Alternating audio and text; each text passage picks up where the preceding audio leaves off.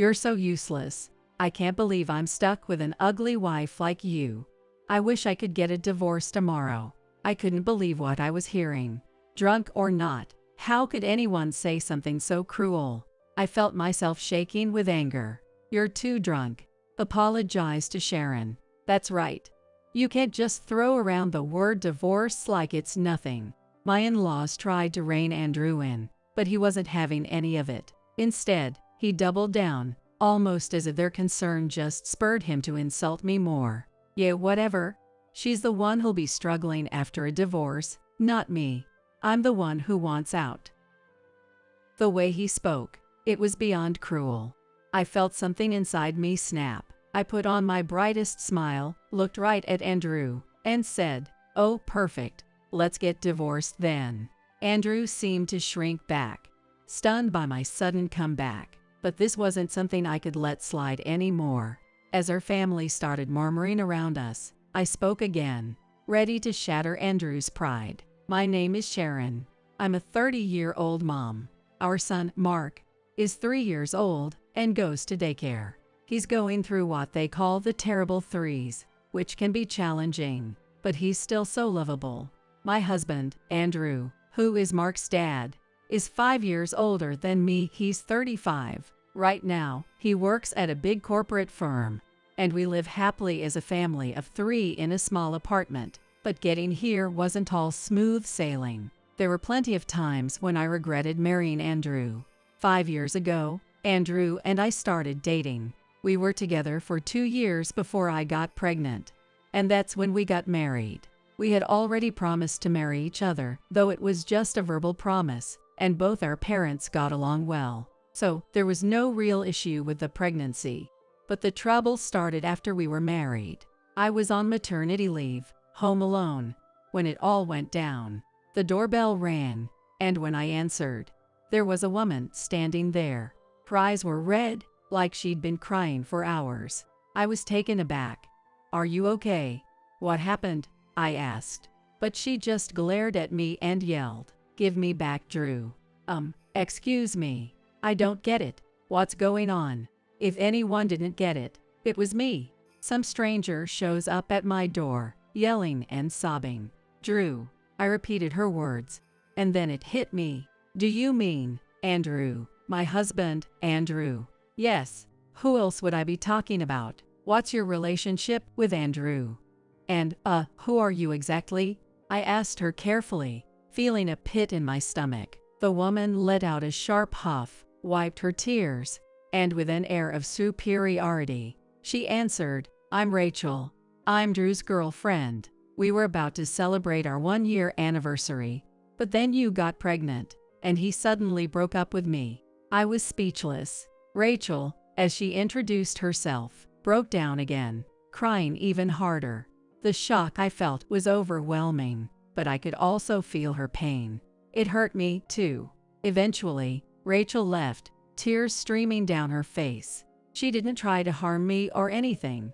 She just wanted to tell me the truth. She must have known that telling me wouldn't change anything.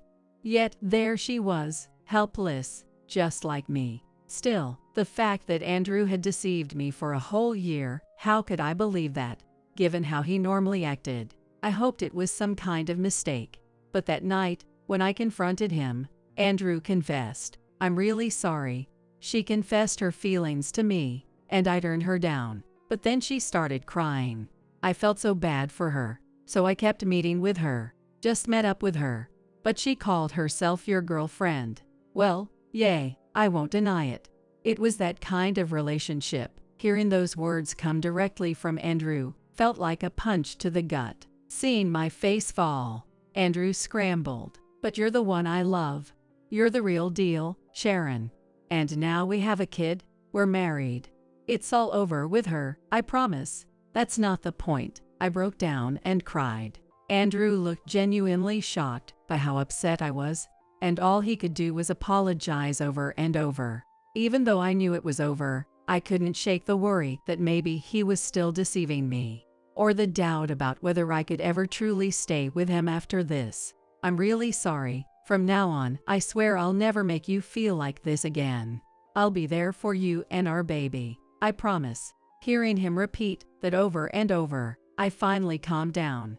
After all, we were just newly married, and I was carrying our baby. If I told my parents I wanted a divorce over something in the past, I'd only make them worry. Plus, deep down, I still had feelings for Andrew. I didn't really want a divorce. "Fine, but you can't betray me again. There's no next time." Of course. Andrew's voice was strong and determined.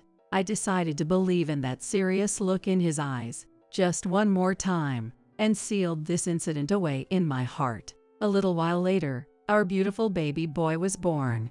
We named him Mark. The doctors said he was one of the healthiest babies they'd ever seen, and I was learning the ropes of being a mom. Overwhelmed, but happy. But when Mark was about 2 months old, Andrew came home looking angry and irritable. "What's wrong?" "I quit my job." "What? You quit?" "Yeah, I got into a fight with my boss." Andrew wouldn't even look at me. I pressed him for more. Over something like that. "Mark was just born. What were you thinking?" "So what? Tomorrow, you're going to be unemployed. What are we going to do? How many times are you going to quit your jobs?" I was so consumed with anxiety that I couldn't even try to understand how Andrew was feeling. I just yelled. We didn't have much in savings. And actually, this wasn't the first time Andrew had left a job. The first time was before we started dating. He had gotten a job at a mid-sized but reputable company in town. But he said he had to leave because his boss kept harassing him. When we met, he had just switched to another job. The second time was while we were dating. He took a part-time job at a supermarket, but said it didn't suit him, so he changed jobs again. The third time was after we got married. He wanted more flexibility in his shifts, so he took a full-time position as an office clerk at a care facility. But he quit that one, too. I didn't think job hopping was necessarily a bad thing. People fit or don't fit with certain jobs. Andrew was proof of that. Still, quitting jobs this easily.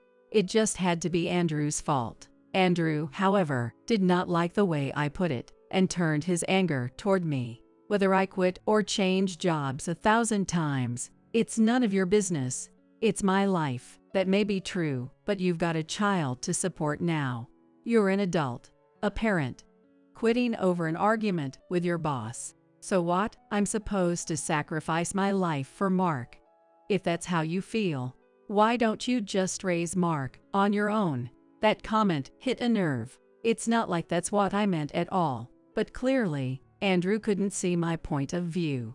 Both of us fell silent. That was the start of our Cold War. A month passed, and our conversations were kept to a bare minimum.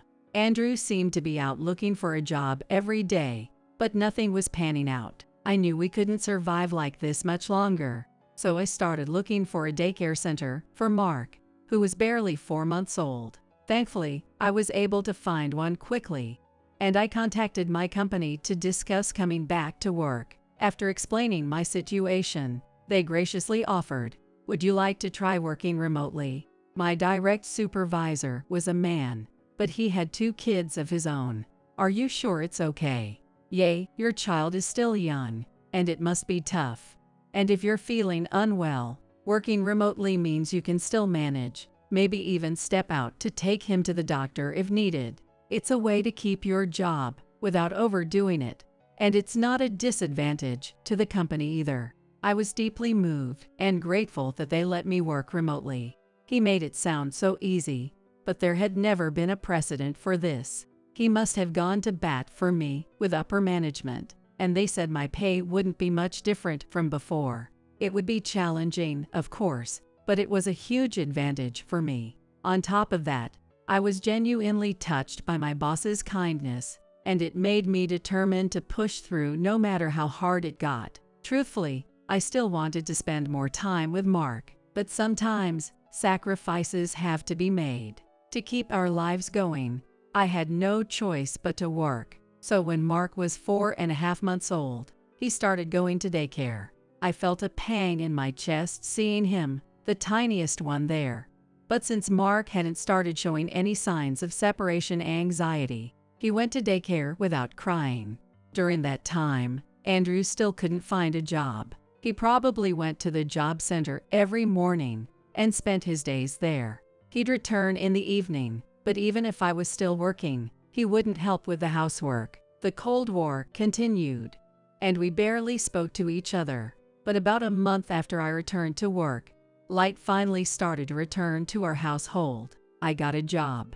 For the first time in a while, Andrew excitedly shared the news.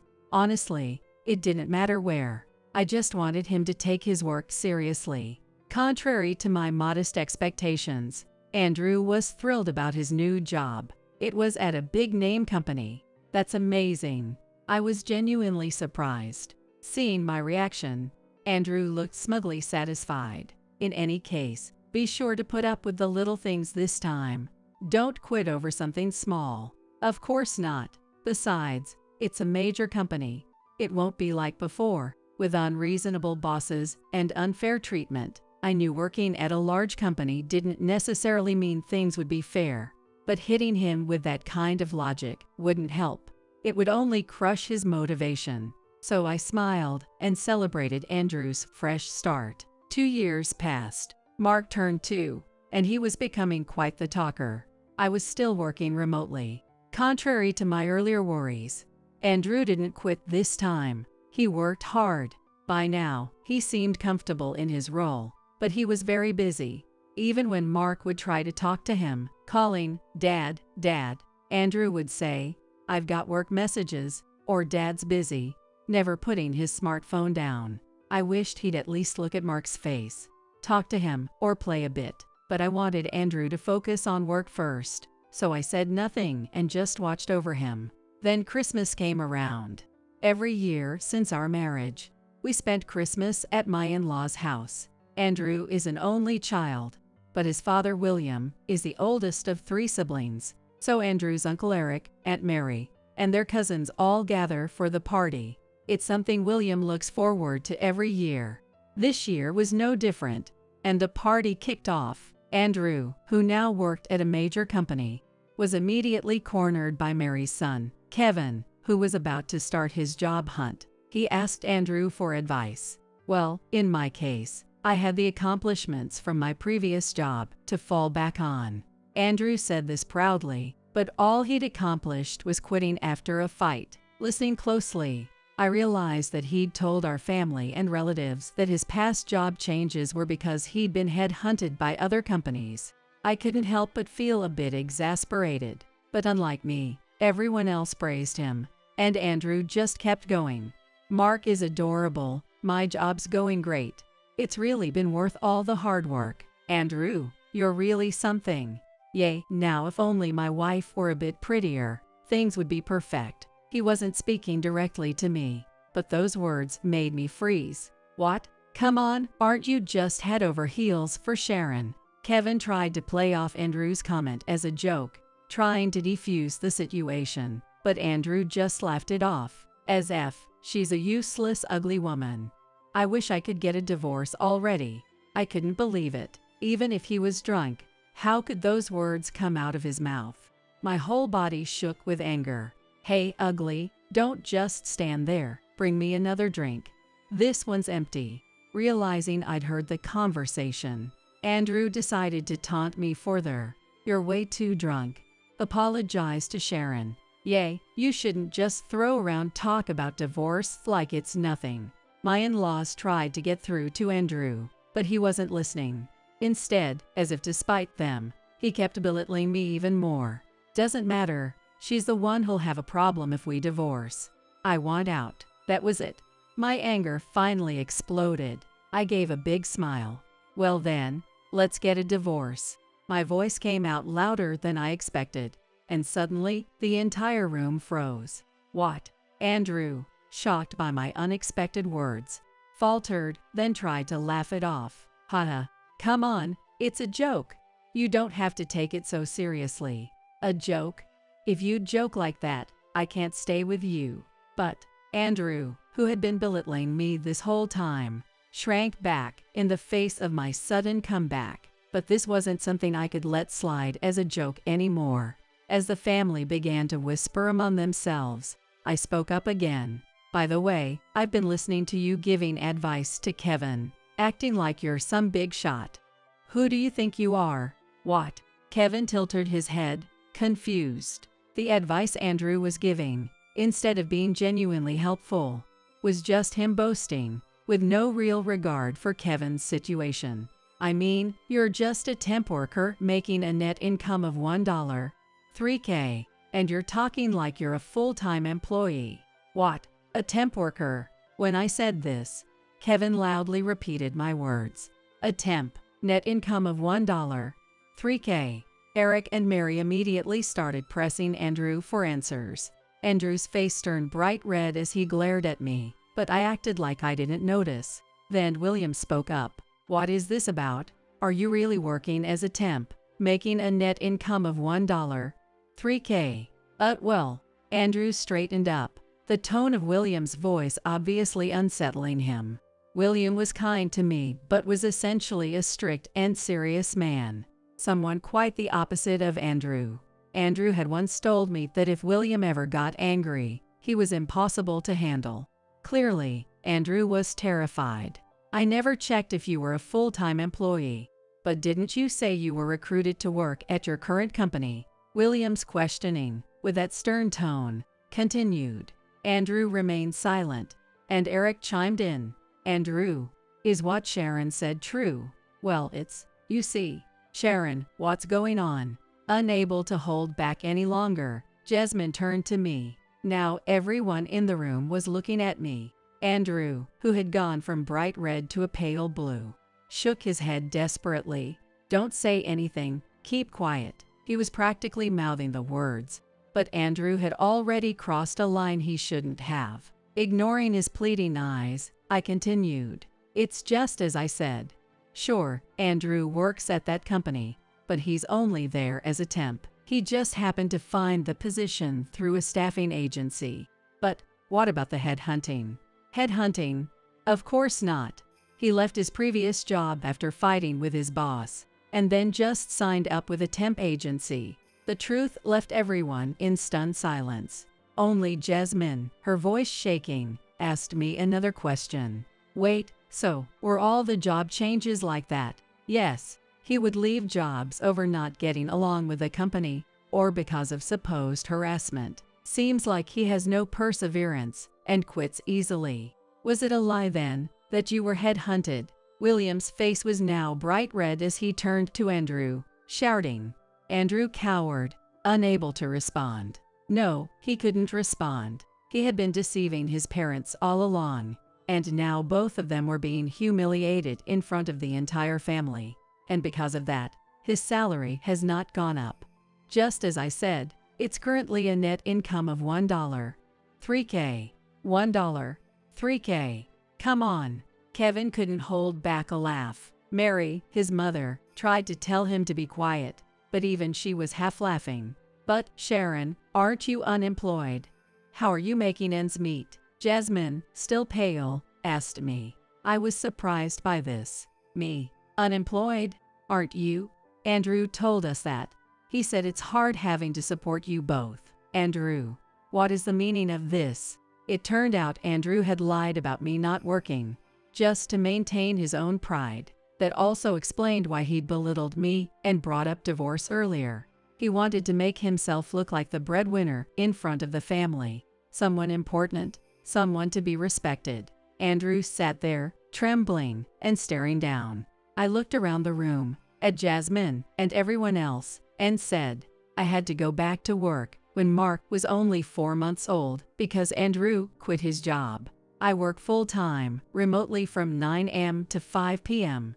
And Mark has been going to daycare since he was 4 months old. Wasn't that for educational purposes? Educational purposes. Daycare centers only accept kids when both parents are working. Jasmine was speechless. She had told me more than once. There's no need to send such a young child to daycare. I had always dodged the question, but now the reason was clear. Jasmine hadn't known the requirements for daycare or the fact that I was working. I see. I had no idea, and it's all because of Andrew. I'm so sorry, Sharon. As she spoke, Jasmine broke down in tears. Jasmine had always been a housewife and was a bit naive. It made sense that she wouldn't know much about daycare, and I knew she hadn't meant any harm. Seeing Jasmine cry so openly, even Andrew seemed shocked and pained. That was the final straw, and William's anger reached its peak. "You lied to your parents," burdened Sharon and Mark, and then had the nerve to speak that way to Sharon, who has been supporting you. "What on earth are you thinking?" "Dad, calm down. Don't call me Dad. I'm done with you. I'm cutting you off. I don't need someone who would make Jasmine cry. Get out." Andrew froze in his tracks at William's shouting, then quickly shrank back and stood up. He walked over to me as if to make an escape, and muttered, "Let's go." To be honest, I didn't want to go home with Andrew, but there was no reason for me to stay there either. I picked up Mark and stood, giving a quick bow. A house that had been so lively during the party was now completely silent, except for the sound of Jasmine quietly sobbing. I left that quiet in-laws house behind. I drove us back home. Andrew sat in the passenger seat, sulking the whole way. After arriving home, I put a sleeping Mark to bed, then returned to the living room, where Andrew was waiting for me, ready to speak. "Why did you have to ruin everything by saying that?" I ignored him, which seemed to make him even angrier, his voice rising. "Hey, are you listening to me? Can't you take a joke? What, is your brain as ugly as your face?" I glared at Andrew, but getting into a fight now would make all the effort I'd put in so far go to waste. I took a deep breath and pulled out something I'd been holding onto. "Here." I placed an envelope on the coffee table in front of the sofa where Andrew was sitting. "Is that divorce papers?" "I told you, it was just a joke." Andrew looked bewildered for a second. "Just open it." Andrew reluctantly reached for the envelope as I told him to. I watched him slowly pull out its contents and examine them. The moment he saw the paper inside, his face went rigid, and I didn't miss that reaction. "What the hell is this?" "It's the summary of your infidelity investigation. You seem to know exactly why I'd have something like this, don't you?" "I know." I kept my tone authoritative, and Andrew's voice faltered. The paper in Andrew's hand contained the overview of an investigation into his cheating, which I had hired a private investigator to conduct. I understood that his work kept him busy, but even so, Andrew spent an unusually long time on his smartphone. I had a suspicion that he was cheating on me. However, I had my own job to take care of, so I couldn't keep track of Andrew's behavior. That's why I hired a private investigator. The actual results are in here. Want to take a look? The paper Andrew held was just the contract summary. I pulled out another envelope and held it in front of Andrew. Of course, I already knew what was inside, but Andrew didn't know what details or photos were in the report. Still, his expression and body language made it obvious that he was aware of and acknowledged the results without even seeing them. "What's that supposed to mean? Me cheating? That's ridiculous." His words sounded confident, but there was no way to lie his way out of this. I already had the evidence in my hands. I'd received the report a while back. It was infuriating, but I was too busy with work and preparing for the Christmas gathering.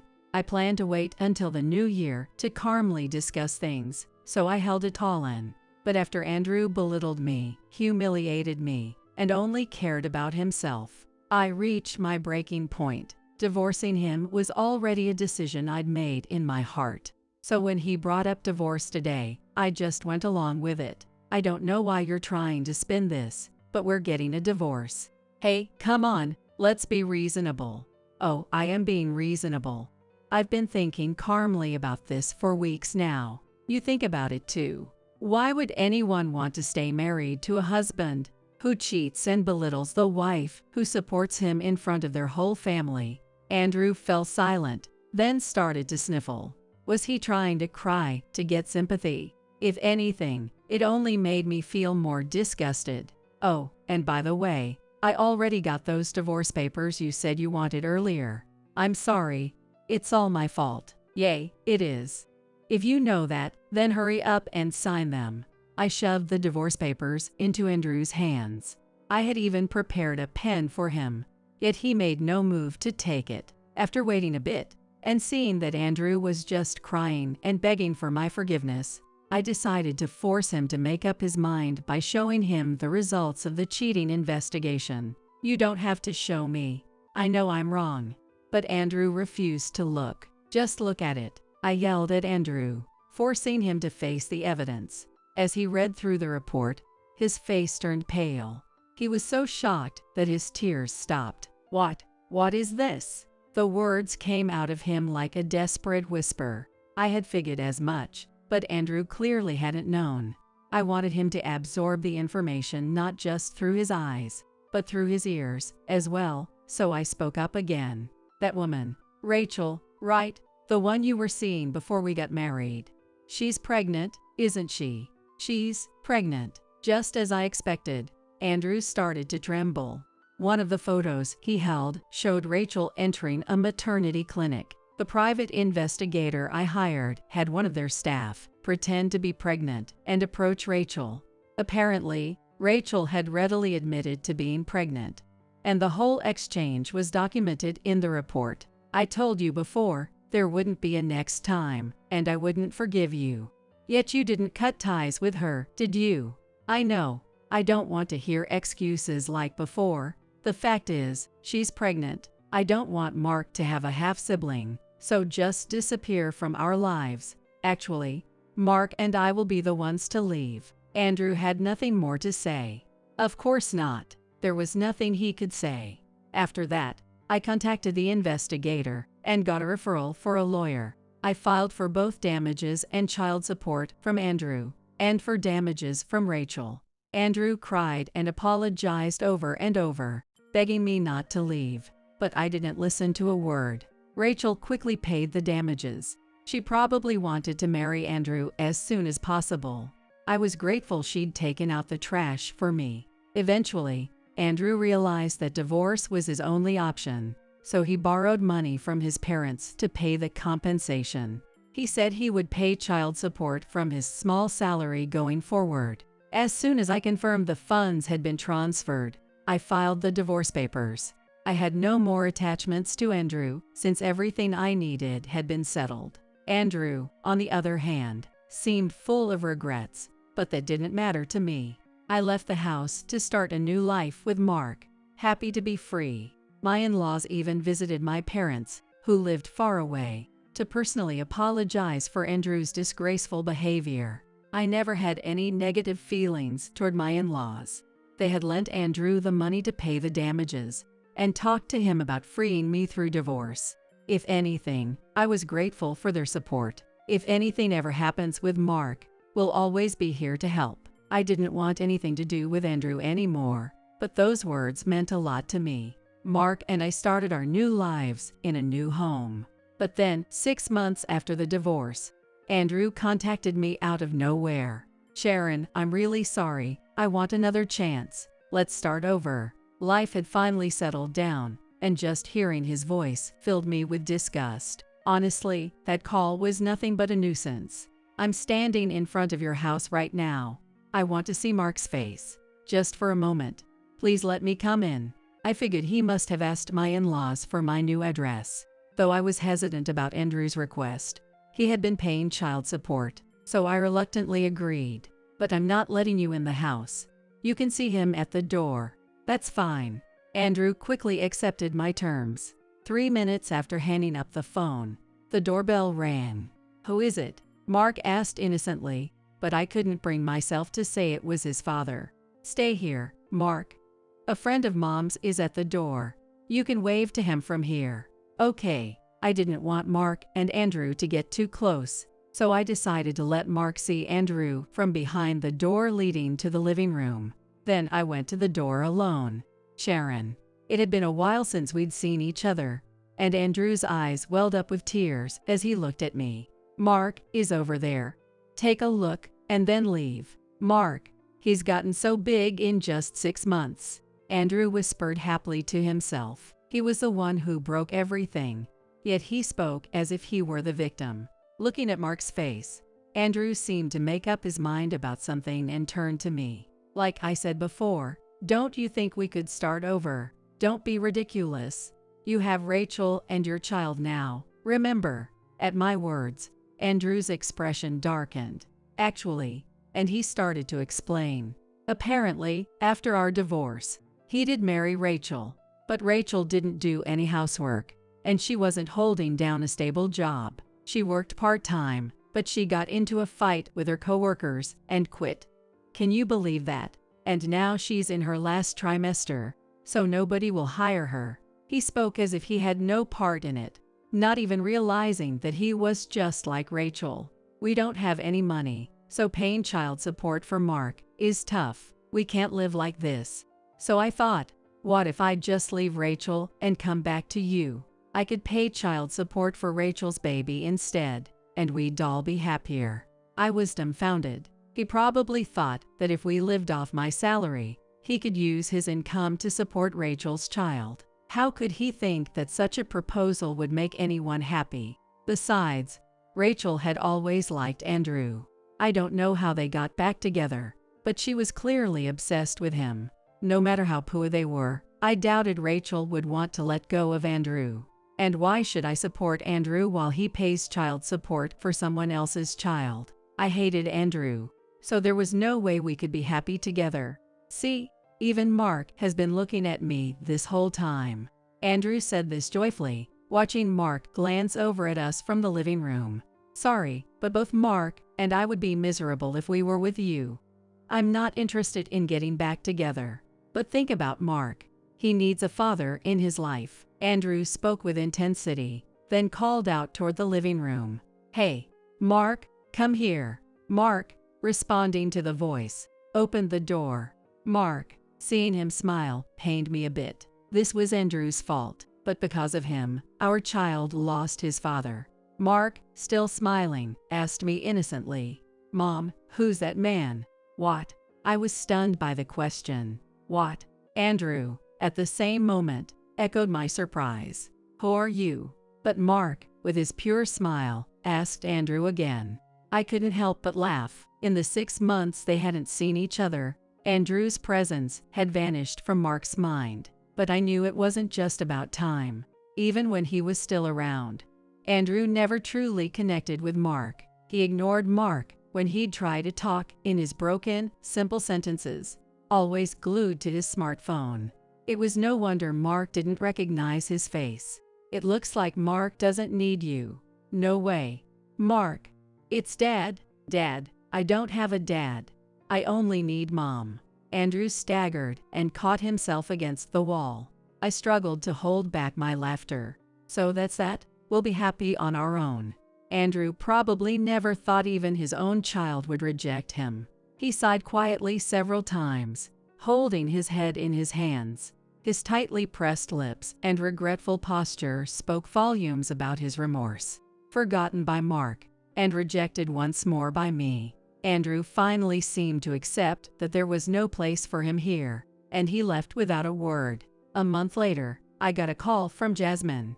Although we kept in touch, Jasmine and I weren't the kind of friends who would chat without a reason. So when I answered the call, wondering what it could be, Jasmine spoke in a serious tone. Sharon, I don't know how to say this, but I need some advice. Advice? What's wrong? Andrew's baby was just born, right? Well, he's type O, but the baby's blood type is AB. Andrew's not very good at science, so he doesn't seem to realize it, but that means the baby isn't biologically his, right? I held back my laughter. It seemed Jasmine had no one else to turn to, so she came to me for advice, but there was nothing I could say. And it looks like Andrew's temp job won't be renewed. I just don't know what to do. William says to just leave him. Jasmine, I really don't think you need to worry about this. Andrew is an adult. He'll figure it out. I managed to respond while suppressing my laughter.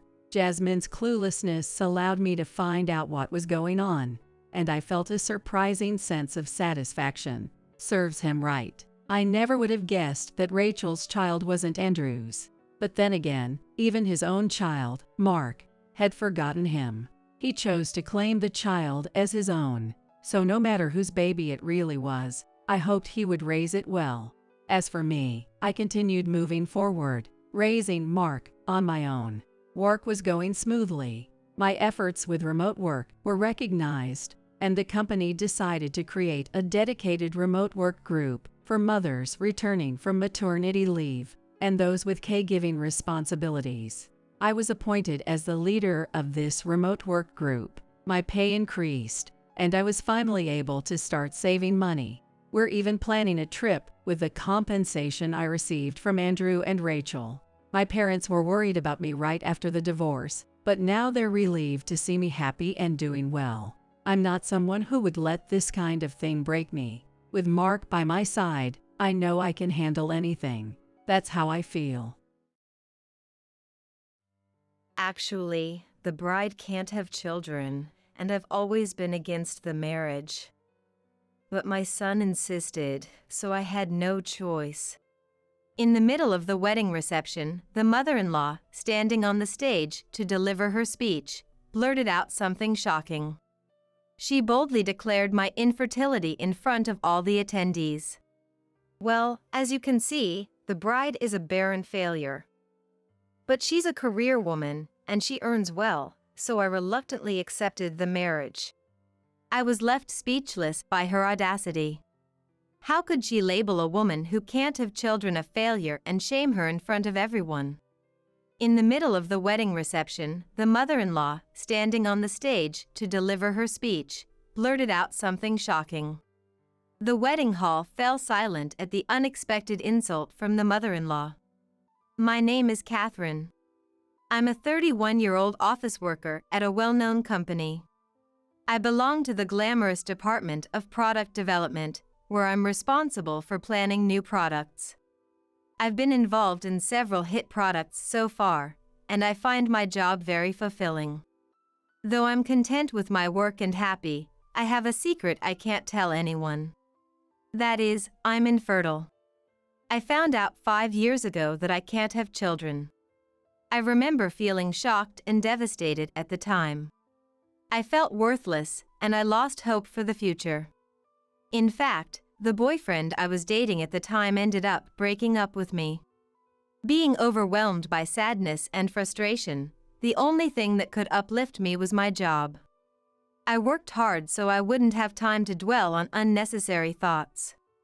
Looking back, I think I was avoiding reality. But thanks to my hard work, a product I was deeply involved in became a big hit, and my evaluation at work improved. Since I couldn't have children, I thought I had no choice but to give up on marriage. I was convinced that contributing to society through work was the only path I had in life. But then, an unexpected encounter came my way. At a meeting for product development, I met a man my age from a client company. This man changed my fate. His name is David. He's the son of the president of the client company, and he's the head of the planning department.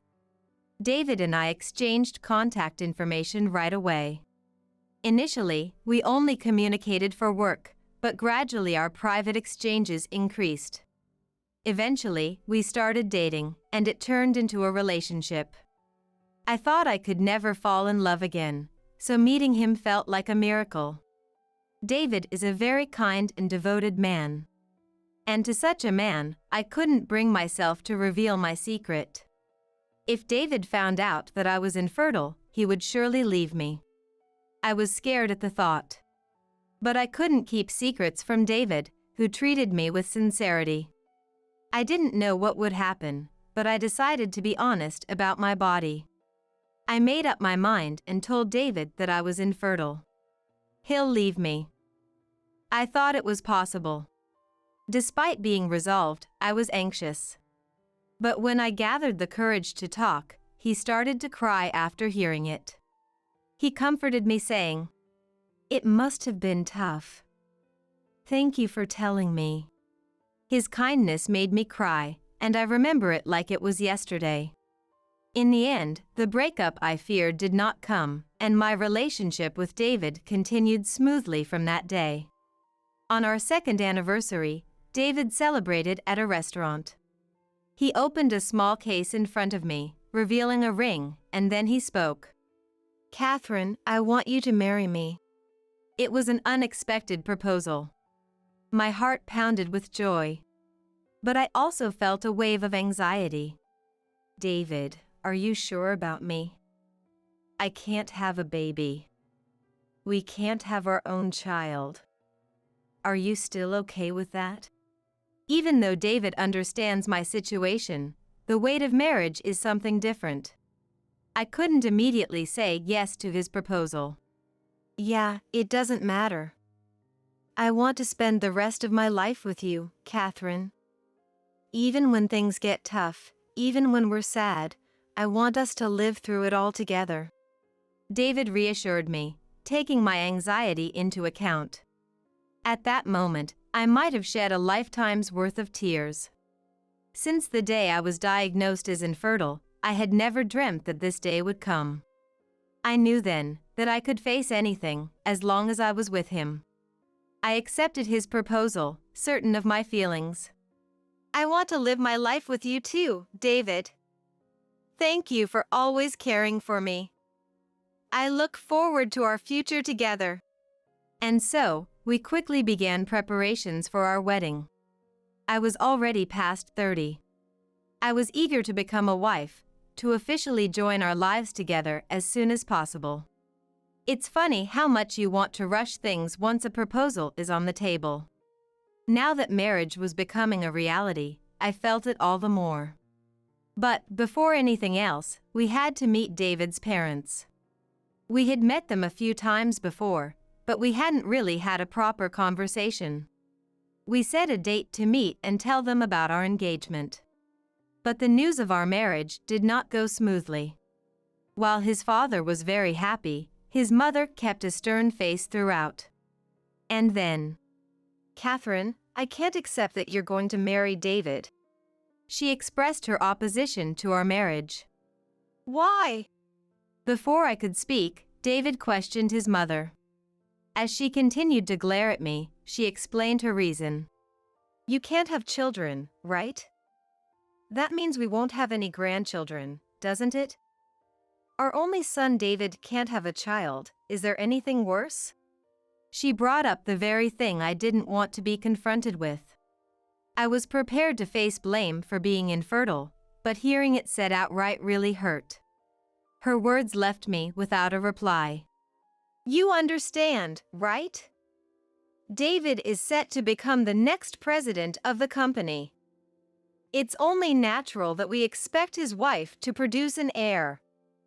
Marrying someone who can't do that, I won't allow it." She continued to deny our marriage in a forceful tone. I was fully aware that David was the future head of the company, and I understood that his parents would want him to have a child soon. But David proposed to me, knowing all this. Not being able to have a child with David is painful for me too. Even though we chose to get married knowing all of this, her words were too harsh. "I'm the one who said it didn't matter." David jumped in, defending me against his mother. "Stop blaming Catherine.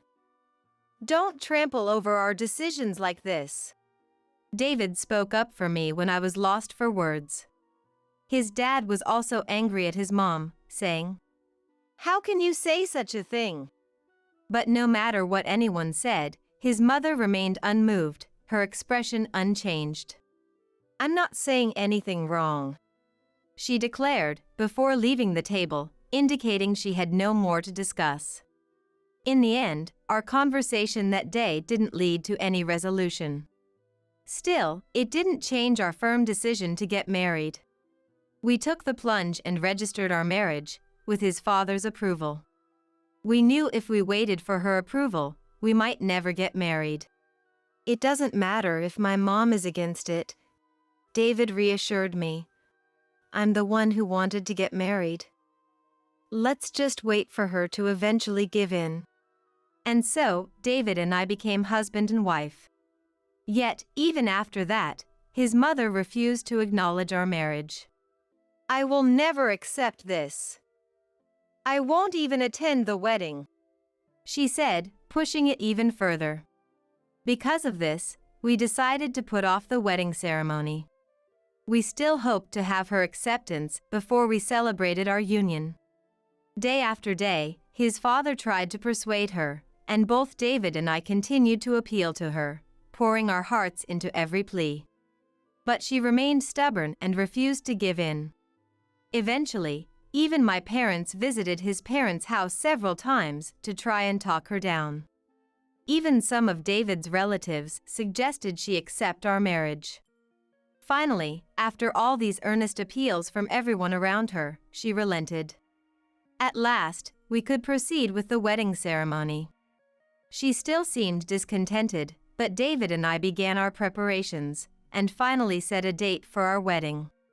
It was a year from the day we registered our marriage, essentially, our first wedding anniversary. When our wedding day was finally set, David and I felt relieved. And before we knew it, the day of our wedding arrived. I was deeply touched, filled with joy that we were finally celebrating this day. I was finally able to wear the wedding dress that I had almost given up on.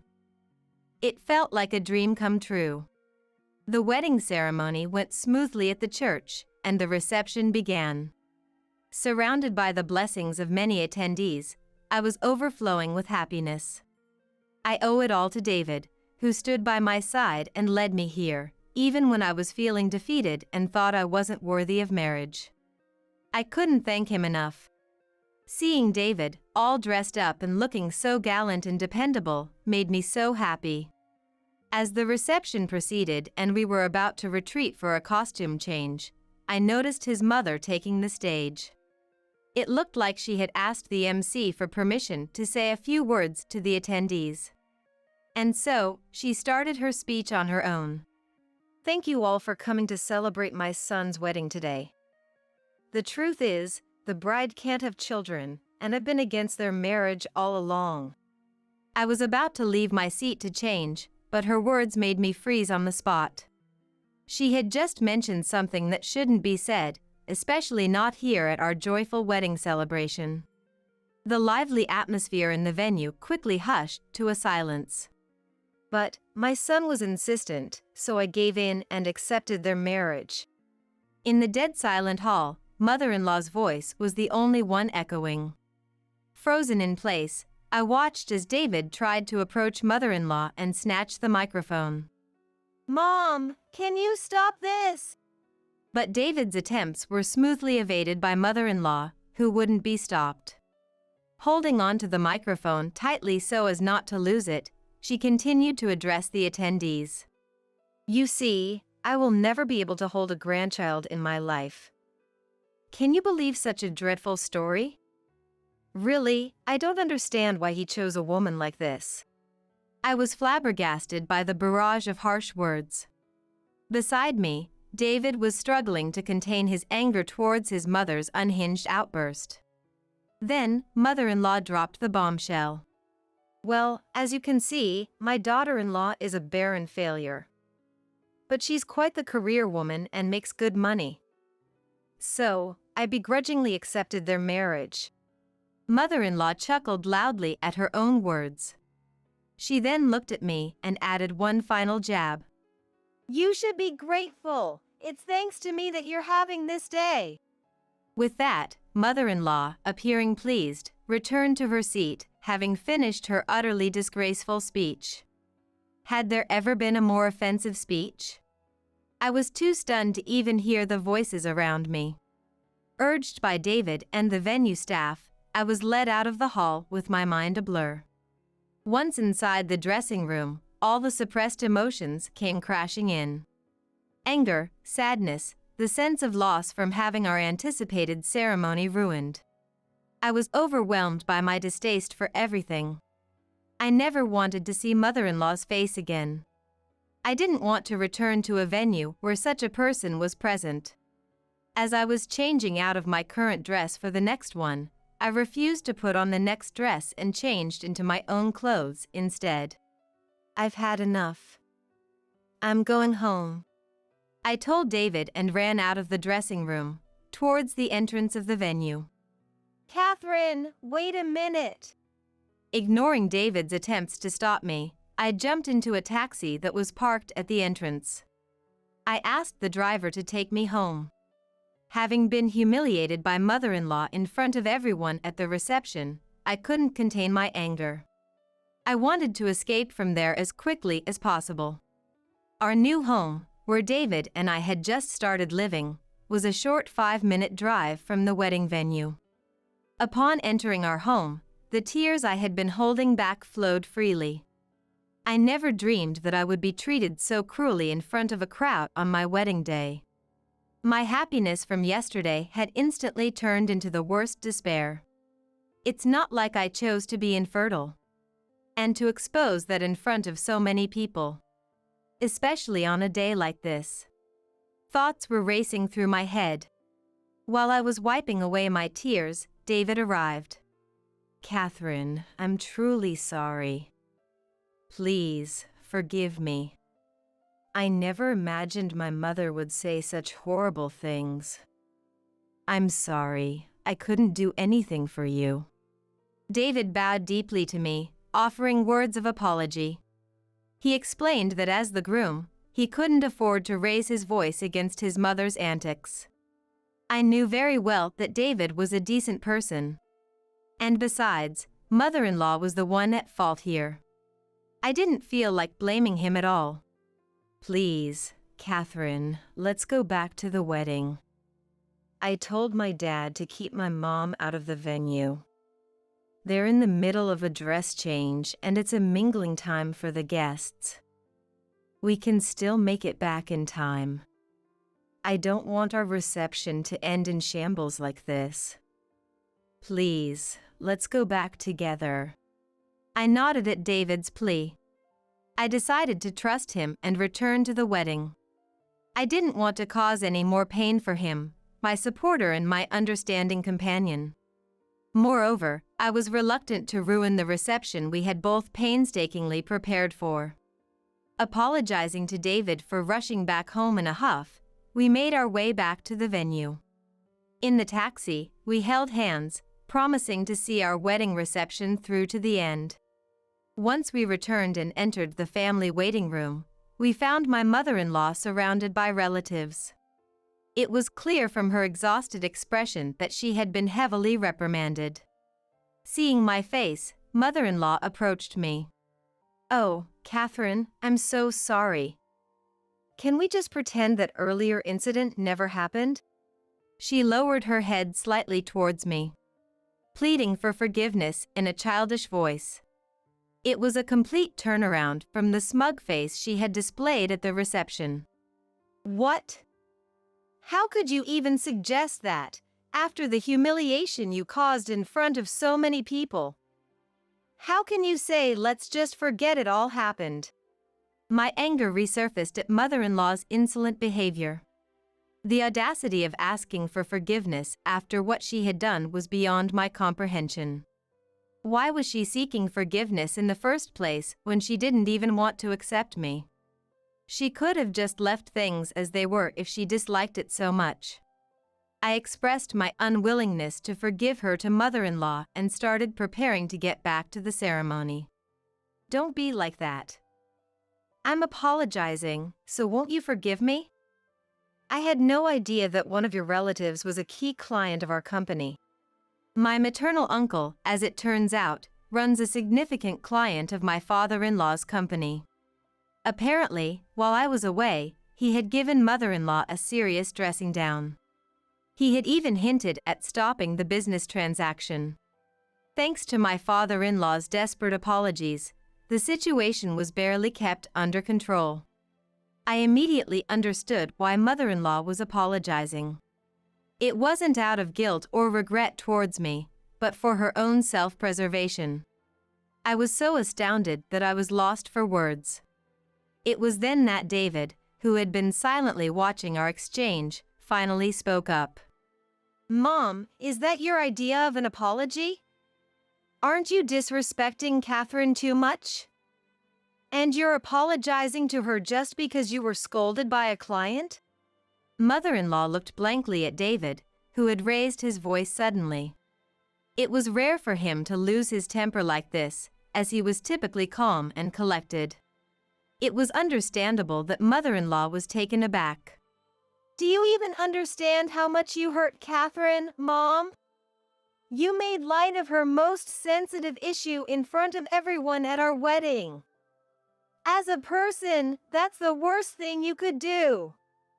No matter the reason, it's unforgivable to casually bring up someone's health issues like that. David didn't hold back, continuing to shout at mother-in-law. He let out all the pent-up feelings he had towards his own mother. He had witnessed firsthand how mother-in-law had hurt me time and time again, using my infertility as a weapon. The worst of it all was her outrageous behavior at today's reception. David's gaze upon his mother was filled with disdain. I'm done with you. Consider yourself without a son. If you can't accept Catherine as my wife, that's your problem. What you say doesn't affect us. Our mother-in-law doesn't concern outsiders. A complete disavowal. David finally laid it out for his mother-in-law. He declared he had no intention of associating with her from here on out. As far as he was concerned, he had no mother. That's what I told mother-in-law. David, don't say things like that. I really want to celebrate you. Don't be angry, okay? I won't say anything more. Let's lift the mood and enjoy the wedding, shall we? His mother-in-law turned a sickly pale at David's words. In a fluster, she tried to gauge his mood. However, there was nothing she could say now that would make David listen. Today's not only about me, it's about Catherine, too. We're a team, we're one. Looking down on Catherine is just like looking down on me. I get it, you don't want to celebrate us. So just leave now. Get out. Her apologies were nothing more than self-preservation. There was no sincerity towards me. David told her mercilessly to get out. He told her that I was his only family.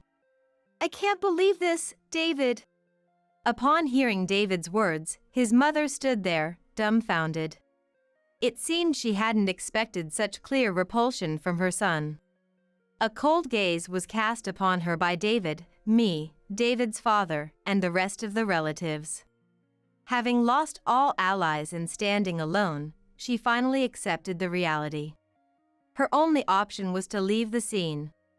After she had gone, I quickly changed my dress, took David's hand, and we returned to the venue hand in hand. Guests, who were oblivious to the turmoil that had occurred. Although we had kept them waiting for a considerable length of time, they welcomed us back with a round of applause. It seems everyone had sensed the situation and kindly waited for us. I was truly grateful for this warm atmosphere. And the wedding reception, now devoid of my mother-in-law, proceeded smoothly, with David and I preparing to give our final speech. We made sure to apologize sincerely for the disruption caused by my mother-in-law. And so, we managed to conclude our reception without further ado. Following this, true to David's declaration, we decided to completely distance ourselves from my mother-in-law. David changed his contact information, making sure no communication came through from her. He even proposed that we move homes, even though we'd just settled into our new one. Realizing David's firm intent to sever all ties with mother-in-law, I agreed to the move. The moving expenses were covered by my father-in-law, citing the troubles caused by my mother-in-law, and we promptly relocated to our new home. After ensuring our move was complete, father-in-law took the opportunity to serve mother-in-law with divorce papers. Father-in-law, too, had long harbored resentment toward mother-in-law's behavior towards me, and the incident at the wedding was the final straw. While a sincere apology ensured that our uncle, who was also a business associate, did not sever ties with us, he was completely fed up with mother-in-law. Mother-in-law was expelled from her family home, forced to embark on a lonely new life. Since David and I have no involvement, we have no idea about mother-in-law's whereabouts or her current state. Rumors suggest that due to the disgraceful display at the wedding, no family members are willing to aid her, and she is living a lonely, harsh life. Apparently, she's residing in a budget apartment, barely making ends meet by working part-time jobs from morning till night.